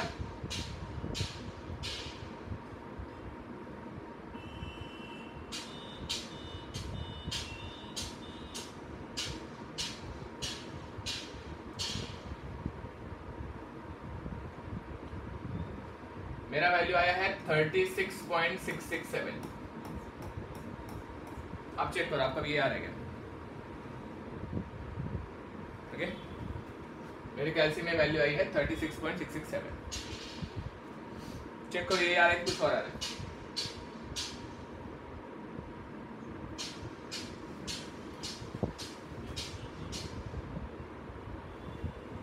ओके, चलो हमको क्या मिल गया, आरबी भी मिल गया। अब ये आरबी उठाऊंगा मैं और ये आरबी यहाँ पे चिपका दूंगा तो ए वाई आ जाएगा। ए वाई बता दो, तो ए वाई की वैल्यू हो जाती है 40 sin 30 प्लस 20 प्लस नहीं माइनस आएगा 3.333।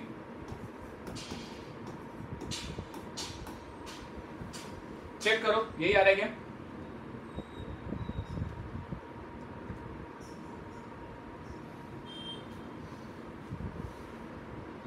ओके, ये वैल्यूज आ गई आंसर आने के बाद में। Okay, once you get all this, ये तो कोई सॉल्यूशन था, लेकिन अभी इसमें लास्ट में आंसर देने का तरीका देखो कैसा होना चाहिए। इसको कैजुअली मत करके आना एग्जाम में आपका टीचर आंसर ढूंढते बैठेगा, नहीं तो उसको आंसर ढूंढने को लगा तो कई बार वो मार्क्स काट देगा। तो आपको क्या करना है, आपको अलग से आंसर लिखना है, ओके मैं आपके लिए अलग से आंसर लिखता हूं, कैसे लिखना रहता है देखो। सो आंसर क्या रहेगा, answer would be support reaction पूछा है ना, तो पहला सपोर्ट ए, पहला सपोर्ट ए जो है उस पे हिंज सपोर्ट दिया आपने, तो एक तो नेगेटिव आ गया था तो लेफ्टवर्ड है, और दूसरा पॉजिटिव आ गया था तो बराबर है असम्पशन आपका, मतलब वो अपवर्ड ही आएगा। तो ये ऐसा ड्रॉ करना है आपको, यहाँ पे ये AX आएगा क्योंकि नेगेटिव आएगा तो मैं उल्टा डायरेक्शन बना रहा हूं, और दूसरा पॉजिटिव आया तो वो अपवर्ड ही बना रहा हूं। ये आपका 3.33 है और ये ओके, और AX आपका आया था 34.64 ओके, और आपको जो RA आएगा वो यहाँ पे ही आएगा आपका RA, and this would be angle theta ए।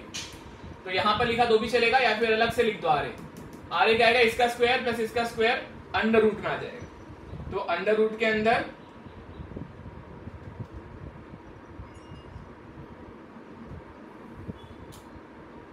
ये आ गया 34.8, ये आ गया 34.8 न्यूटन। ओके ये पहला आंसर RA आ गया। ओके थीटा ए भी बताना जरूरी है, ये हो जाएगा tan inverse of AY by AX, tan inverse of AY by AX, ये हो जाएगा 3.33 डिवाइडेड बाय 34.64, ये आ गया आपका 5.5 डिग्री। ओके 5.5 डिग्री के आसपास आ गया। Okay that's how I got the answer of support A. Secondly तो डायरेक्टली आंसर है मेरे पास में, तो मैं लिख दूंगा support B RB is equal to 36.66 newton, और क्योंकि पॉजिटिव आया है डायरेक्शन करेक्ट है तो उसमें बस एरो दिखा देना ऐसे अपवर्ड, ऐसे एरो दिखा देना है अपवर्ड। तो इस तरह से कंप्लीट सॉल्यूशन आपको देना है, आपको सॉल्व करके घाई करके भाग नहीं आना है। हाँ अगर आपके पास टाइम का क्रंच है तो एटलीस्ट ये आंसर अंडरलाइन तो करके रखना, अंडरलाइन तो करके रखना, लेकिन you must write this at the end of every question. Okay आपने आपके आंसर शीट चेक किए रहेंगे, टीचर ना मार्क्स डायरेक्ट 0 दे देता है क्योंकि उसको लगता है गलत है, क्योंकि उसको ये रिजल्टेंट एक्सपेक्टेड है, आपने दिया नहीं शायद उसको। ओके ध्यान देना।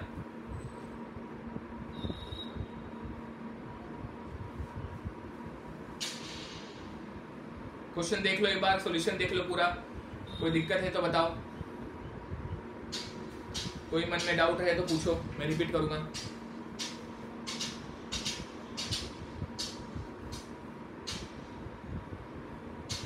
Okay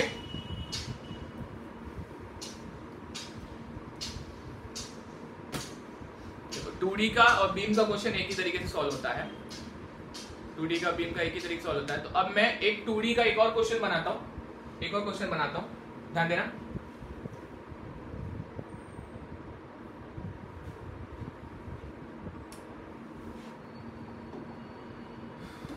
let us take one cylinder, इसको एक सरफेस के ऊपर रखते हैं। आज मैं कंसेप्ट वाइज क्वेश्चन ले रहा हूं, अगले लेक्चर में PYQ ले लूंगा, इनके सारे बहुत सारे PYQ लूंगा, तो रेडी रहना, मेंटली प्रिपेयर होके आना कि बहुत सारे क्वेश्चन होने वाले हैं, ठीक है।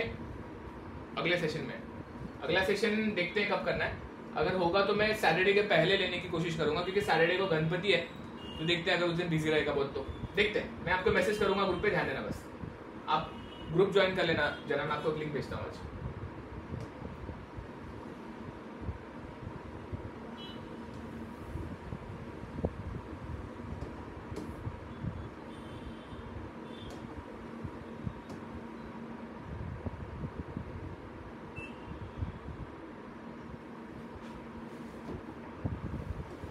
ओके यहाँ पे हिंज सपोर्ट है, ठीक है, ये एक हिंज सपोर्ट है, इसका मास दिया हुआ है, इसका मास दिया हुआ है विच इज 40 kg। ओके इसका मास दिया है इट इज 50 kg, मास दिया हुआ है। कलर अलग ले लेता हूँ,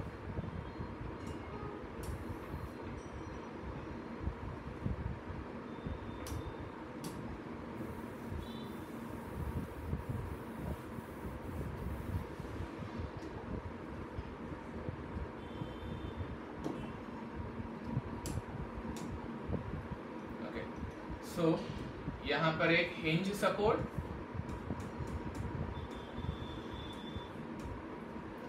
इसका मास दिया है विच इज 50 kg, इसका मास दिया है 40 kg, और इधर एक रस्सी है, ये रस्सी ने इसके सेंटर को बांध के रखा हुआ है, रस्सी है, ठीक है, इट्स अ स्ट्रिंग, ये एक स्ट्रिंग है, ओके, ये एक स्ट्रिंग है, ये पॉइंट पे सिंपली कांटेक्ट कर रहा है, इधर भी एक कांटेक्ट कर रहा है, ये पॉइंट आपका B हो जाएगा, ये पॉइंट C हो जाएगा, और लेट अस सी ये पॉइंट D है और ये पॉइंट O है, ओके। डायमेंशंस में इसका रेडियस दिया हुआ है, इसका ये रेडियस है 1 मीटर, ठीक है,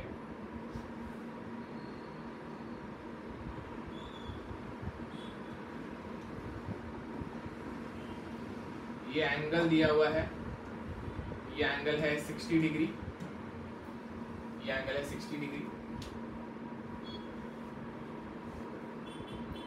इसका लेंथ दिया हुआ है विच इज 10 मीटर्स, 10 मीटर इसका लेंथ दिया हुआ है, 10 नहीं सॉरी, इसका 6 मीटर लेंथ दिया हुआ है, 6 मीटर लेंथ दिया हुआ है, ओके।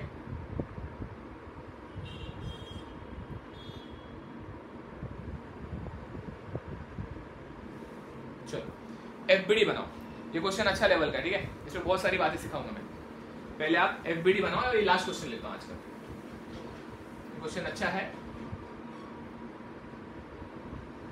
इसमें क्या निकालना है, इसमें हमें निकालना है, आप फ्री में सॉरी फ्री हैंड खाली स्क्रिबल करो FBD, ठीक है। क्वेश्चन है find support reactions, find support reactions, okay, find support reactions.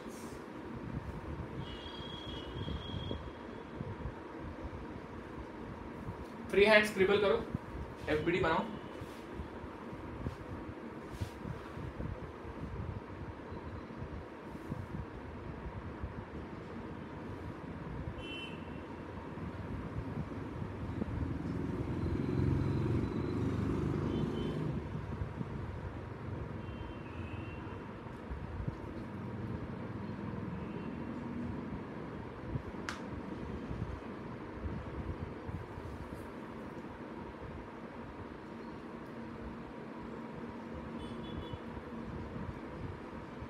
Okay.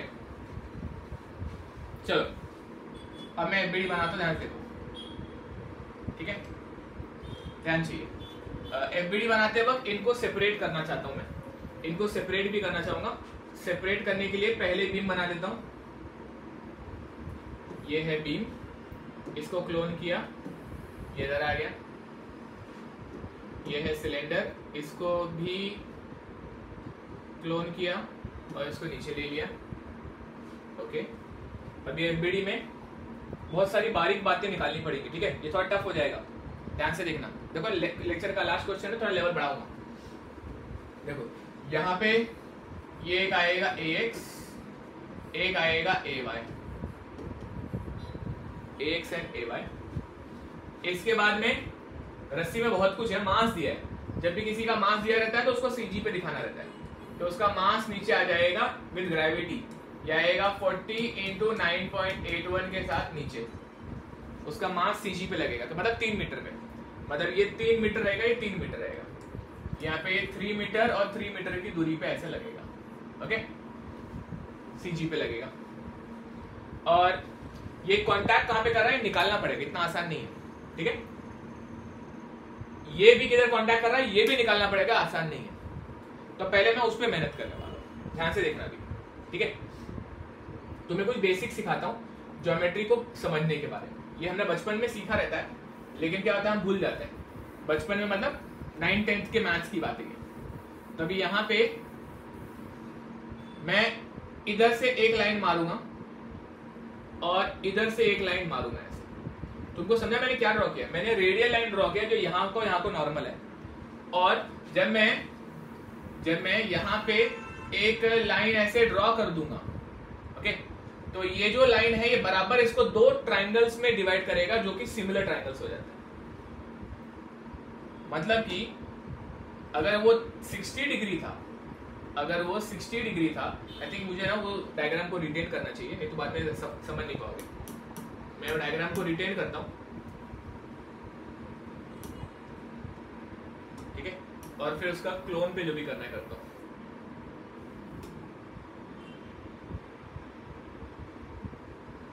Okay, ये आपका क्वेश्चन है, इसको मैं रिटेन करके रखता हूं यहाँ पे ऐसे। ओके, ये रहा आपका क्वेश्चन का डायग्राम। और अब मैं यहाँ पे साफ सफाई रखता हूँ थोड़ा सा, क्योंकि मुझे एंगल्स निकालने हैं, ठीक है। देखो, एंगल्स निकालने के लिए मेहनत देखो कैसे करेंगे। यहाँ से मैंने एक सेंटर पे लाइन मारा, और फिर ये कॉन्टैक्ट से यहाँ पे एक लाइन मारा, और यहाँ पे एक लाइन मारा। ओके, ये दोनों भी रेडियल लाइनें हैं बच्चों, ये भी रेडियल लाइन है, ये भी रेडियल लाइन है, और ये जो लाइन है ये हिंज से लेके उसके सेंटर तक ज्वाइन किया मैंने। ओके, बाय ज्योमेट्री ये दोनों सिमिलर ट्रायंगल्स बन जाते हैं, जिसमें ये साइड सेम है और ये साइड भी सेम है। ऑब्वियसली सिमिलर ट्रायंगल हो गया, दो डायमेंशन अगर सेम है ट्रायंगल्स के, है ना, ये भी रेडियस से सिमिलर ट्रायंगल बन जाता है। तो इसके वजह से देखा यह जाता है कि अगर ये टोटल 60 है तो ये यहाँ पे 30 मिलता है और ये यहाँ पे 30 मिलता है। तो ये बात समझी? अगर ये 30 है और ये 1 मीटर है, ओके, ये 1 मीटर है, आपके पास में डायमेंशन वाइज ये 1 मीटर आ गया। आपको इतना समझ में आना चाहिए कि मुझे ये डिस्टेंस चाहिए, ये डिस्टेंस चाहिए। ये डिस्टेंस मैं निकाल सकता हूँ बहुत इजीली। कैसे? अगर मैं देखूं ध्यान से, तो ये राइट एंगल ट्राइंगल में ये 90 डिग्री है और ये भी 90 डिग्री है। जो ये L रहेगा वही ये भी L रहेगा, ठीक है। L बोलने की जगह पे मैं क्या बोलूं इसको मैं A B था नीचे यहाँ पे, हाँ, ये AB है और ये C है। तो I can say that AB will be equal to AC। ये बात तो मुझे समझती है, जो ये बात मुझे समझती है मैं इसमें लगा सकता हूँ। ये 90 डिग्री है, ये हाइपोटेन्यूज की तरह है, तो ये हाइपोटेन्यूज की तरह मतलब ये अपोजिट साइड है और ये एडजेसेंट साइड है। तो मैं लगाऊंगा यहाँ पे tan 30 मतलब अपोजिट अपॉन एडजेसेंट अगर लगाता हूं तो आएगा 1/AB, नहीं तो AC जो भी आप लिखो, AB नहीं तो AC जो भी आप लिखो। तो यहां से AB की वैल्यू आ जाएगी 1/tan 30। कैलसी उठाओ, वैल्यू बताओ।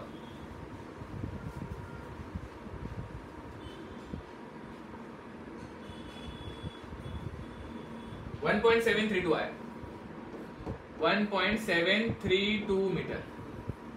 समझना है? मतलब ये जो डिस्टेंस है ये 1.732 मीटर है। ओके, देखो अभी आपको समझ में आ गया है। अगर तो आपको समझाता हूं, ये अगर 3 मीटर है तो ये भी 3 मीटर ही रहेगा, तो 1.732 आगे आएगा ना उसके। मतलब ये जो C पॉइंट है इसके बियॉन्ड है CG का पॉइंट, मतलब इसके पहले है ये C पॉइंट। CG का पॉइंट जो रहेगा ये 3 मीटर, ये 3 मीटर है, यहां से 1.732 तो नजदीक रहेगा यहाँ पे। तो ये पहला पॉइंट निकाल लिया मैंने। सेकेंडली मुझको ये निकालना था, जहां पे वो केबल बांधा है ना, केबल, ये D पॉइंट निकालना है। ओके, D पॉइंट निकालना है। तो ये जो D पॉइंट निकालना है, ये D पॉइंट निकालने के लिए मैं अगेन एक लाइन मारूंगा हॉरिजॉन्टल। ओके, ये जब मैंने लाइन मारा, अभी आप देखो ध्यान से, ये जब मैंने लाइन मारा, जितना ये रहेगा उतना ही ये रहेगा, जितना ये रहेगा उतना ही ये लाइन भी रहेगा, क्योंकि रेडियस ये रेडियस तो ये रेडियस रहेगा, ये रेडियस तो ये रेडियस रहेगा। समझ में आया मैं क्या बोला? दिमाग सैचुरेट नहीं होना चाहिए, ध्यान देना। ये देखो, ये अगर रेडियस है तो ये भी रेडियस रहेगा, और ये एक राइट एंगल ट्रायंगल दिखाई दे रहा है क्या आपको? इस राइट एंगल ट्रायंगल में ये पॉइंट आपका D है और ये 1 मीटर है। ओके, ये AD है। तो मैं बोल सकता हूं कि भैया ये तो हाइपोटेन्यूज हो गया, ये अपोजिट साइड हो गया। तो मैं बोलूंगा next sin theta, sin 60। Okay, sin 60 अगर मैं लगाता हूं तो sin 60 में ये हो जाएगा अपोजिट, ये हो जाएगा हाइपोटेन्यूज। तो अपोजिट एंड हाइपोटेन्यूज का रिलेशन अगर मैं लगाऊं, ध्यान देना, अपोजिट आएगा 1 मीटर और हाइपोटेन्यूज मुझे चाहिए AD। तो AD की वैल्यू भी मैं निकाल सकता हूँ, विच इज 1/sin60, 1/sin60। आप सोचो मैकेनिक्स से ज्यादा ये सब बातें भी सोचने लायक है। तो 1.155 मीटर, 1.155 मीटर। तो इसका मतलब है ये बराबर यहाँ पे 1.55, यहाँ पे आधा पे आ गया। ठीक है, आप बोलोगे ये सब क्यों कर रहे हैं? ये सब हम इसलिए कर रहे हैं ताकि इस FBD में हर पॉइंट को प्लॉट कर सकें। ठीक है, सैचुरेट नहीं होना है और ये क्वेश्चन घर पे अच्छे से सोचना है वापिस से इसके बारे में। ठीक है, तो मैंने डिस्टेंसेस निकाल लिए। देखो ये सब, ये सारे डिस्टेंस जो मैंने निकाल लिए हैं, इसको मैं उठाता हूं, इसको मैं यहां पे चिपका लेता हूं। ये सॉल्यूशन का पार्ट था। Okay, that's how question starts. Before we draw FBD we must have all the lengths. अब मेरे पास क्योंकि सारे लेंथ्स आ चुके हैं, AD की वैल्यू पता है जो कि ऐसी सेम है। ओके, और फिर AD की वैल्यू भी पता है। अब मैं यहां पर वो दिखाने वाला हूं। अब ध्यान से देखना, देखो अब मैं समझता हूं कि अगर ये पॉइंट C है तो B पॉइंट यहां पर कहीं, C नहीं, ये पॉइंट CG है तो C पॉइंट यहां पर कहीं तो आएगा और D पॉइंट यहां पर कहीं तो आएगा। क्या ये बात समझ में आई आपको? ये 3 मीटर, ये 3 मीटर, ये 1.73 और ये 1.5 पटा? जो मैंने बोला वो दिमाग में गया है कि नहीं?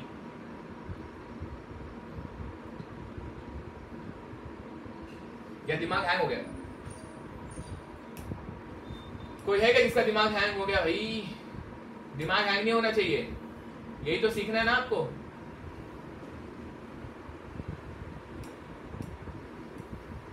मैं इधर बनाता हूं इसको, ठीक है, थोड़ा सा जगह बनाने के लिए।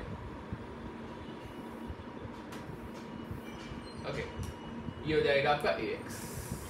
अब FBD देखो, ये डिस्टेंस निकालना बहुत क्रूशियल था और ऐसे क्वेश्चन एग्जाम में आते हैं। 2D इक्विलिब्रियम जितना ही इजी दिखता है उतना ही ये एंगल आपको तकलीफ देने वाला है, याद रखना। 2D इक्विलिब्रियम मार्क्स चाहिए तो एंगल्स के लिए आपको ये जद्दोजहद करनी पड़ेगी। एग्जाम घर पे क्या करना, आज ये क्वेश्चन को ना रीड्रॉ करना फिर से और बिना देखे सॉल्व करके सॉल्यूशन मैच करने की कोशिश करना। ठीक है, अभी ध्यान से देख लो। फिलहाल अभी AD पे क्या आएगा, D पे देखो एक केबल बांधा हुआ, तो एक केबल का टेंशन आएगा T, केबल का टेंशन आएगा T। C पे क्या आएगा, C पे एक नॉर्मल रिएक्शन आएगा, C पे एक नॉर्मल रिएक्शन आएगा। कैसा आएगा नॉर्मल रिएक्शन? देखो ये डायग्राम ना बहुत ही फजी हो रहा है, तो मैं चीजों को छोटा बनाना चाहूंगा, नहीं तो मुझे आपको दिखाने में दिक्कत होगी। तो let me draw them small and tiny. Okay, ध्यान से देखो। तो सबसे पहले एक आएगा CG पे इसका वेट, एक आएगा ये पॉइंट C और ये आएगा ये पॉइंट D। तो यहां पर आ जाएगा केबल का टेंशन T, यहां पर आएगा towards the normal, towards the surface एक नॉर्मल रिएक्शन RC, और यहां पर आएगा इसका वजन दैट इज 40 × 9.81। था ना मजेदार? दमदार था कि नहीं? है ना? क्वेश्चन में दम है ये। एक केबल का टेंशन, ये डायग्राम आपको अगर नहीं दिखाई दे रहा तो मैं इसको वापस आपके सामने लेकर आता हूं।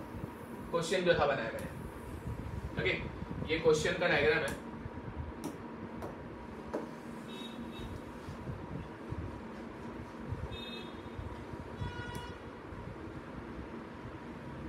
ओके, ये क्वेश्चन का डायग्राम है। अभी क्योंकि ये मुझे आपको दिखाना था इसलिए मैं सामने लाया हूं, इसको जूम करता हूं।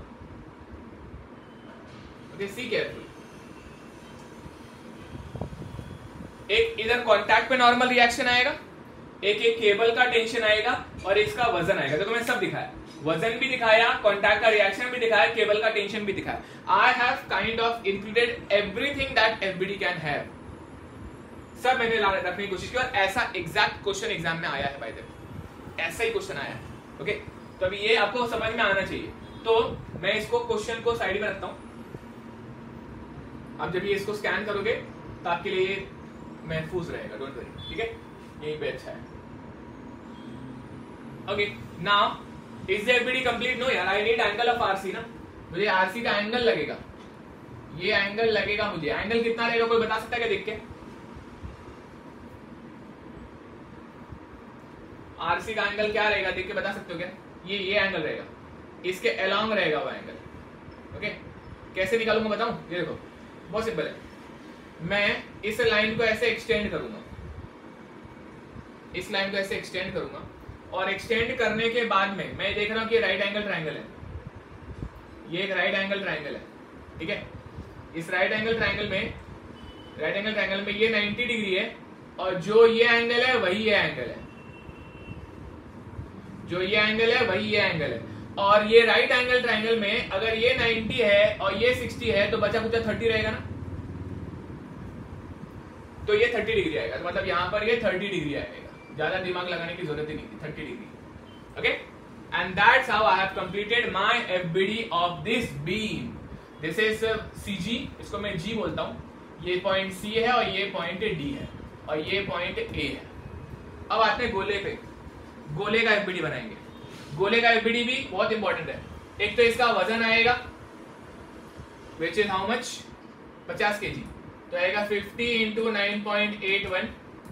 दूसरा नॉर्मल रिएक्शन आएगा विच विल बी ऊपर की तरफ आरबी। तीसरा जहां पे ये सी पॉइंट है तो ये सी पॉइंट का एक रिएक्शन आएगा that will be R C.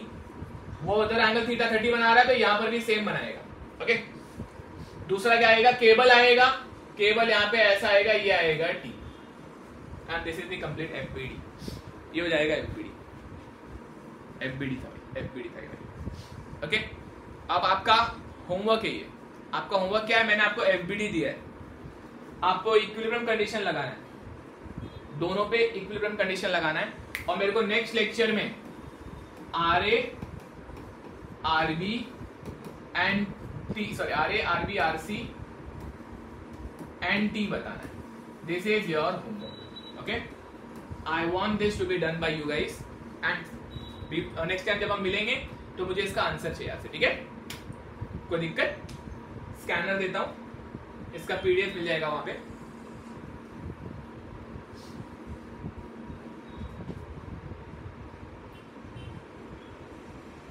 Okay, take a screenshot. आप स्क्रीनशॉट ले लोगे तो स्कैनर मिल जाएगा और इस पे आपको मिल जाएगा आराम से। मैं भी इसको रख लूंगा अपने पास में, आपको स्कैनर भी शेयर कर दूंगा, ठीक है। आज का जो लेक्चर है मैं इसको अपलोड करके आपको लिंक भी दे दूंगा, तो इनकेस अगर कोई दिक्कत आई रिवीजन के लिए तो वहां पे भी देख लेना, ठीक है। अगर मैं थोड़ा फास्ट कह रहूंगा तो नेक्स्ट टाइम मुझे जरूर बताना। आपको कोई दिक्कत है तो जरूर अगली बार पूछना, कोई भी दिक्कत अपने तक ना रखें, मुझे जरूर पूछें, मैं आपको अलग अलग तरीके से सब्जेक्ट को ईजी करने में हेल्प करूंगा। कोई और डाउट? चलो बच्चों, आज के लिए इतना ही, मिलते हैं नेक्स्ट लेक्चर में, बाय। मैसेज पे ध्यान देना, बाय।